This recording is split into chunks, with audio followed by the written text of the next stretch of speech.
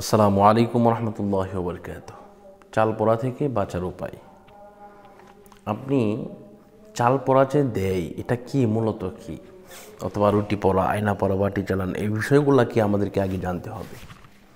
এই বিষয়গুলো মূলত হচ্ছে কুফরি কালাম। এই কুফরি কালাম এমন একটা বিষয় যেটা আপনার ইমানদার ব্যক্তিকেও ধ্বংস করে ফেলে, ঘায়েল করে ফেলে। এজন্য আপনি কি করবেন?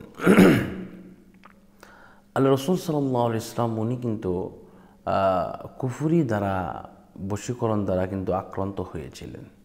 এজন্য আল্লাহ পাক রব্বুল আলামিন সূরা নাজিল করেছিলেন।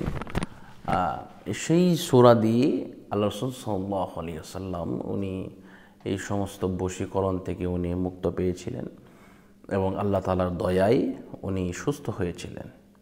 বুঝতে পারছেন? এজন্য আপনাকে যদি চাল পোড়া দেয়, আপনি ভুলবশত একটা কাজ করে ফেলেছেন, যদি চাল পোড়া দেয় এটা থেকে কীভাবে বাঁচবেন, আমি সম্পূর্ণ কিছু আপনাদেরকে বলবো। সম্পূর্ণ ভিডিও দেখবেন, তাহলে ইনশাল্লাহ বুঝতে পারবেন। প্রথম কথা হচ্ছে, আমরা যত ভুল করি না কেন আল্লাহ পাক কিন্তু সকলকে ক্ষমা করবেন। আমরা সবাই কিন্তু পাপী এবং ভুলের ঊর্ধ্বে আমরা কেউ নয়। এজন্য শয়তানের ধোঁকায় পড়ে একটা কাজ করে ফেলেছেন, কিন্তু আপনি আল্লাহর কাছে তওবা করতেছেন যে আল্লাহ, আমি যা করছি ভুল করছি, আমাকে ক্ষমা করে দিন। তো এটা ঠিক আছে, কিন্তু আপনি তওবা করার পরেও আপনাকে যে বিষয়টা লক্ষ্য রাখতে হবে, আপনাকে তদবির করতে হবে। তদবির না করলে এই কুফরি কালাম কিন্তু আপনি ঘায়াল হয়ে যাবেন। ঠিক আছে, প্রথমে কি করবেন? প্রথমে অবশ্যই তওবা করবেন। যদি পারেন এভাবে আপনারা পড়বেন, আস্তাগফিরুল্লাহ রাব্বি মিন কুল্লি যামবি ওয়া আতুবু ইলাইহি লা হাওলা ওয়ালা কুওয়াতা ইল্লা বিল্লাহিল আলিয়্যিল আযীম। তওবাটা করবেন।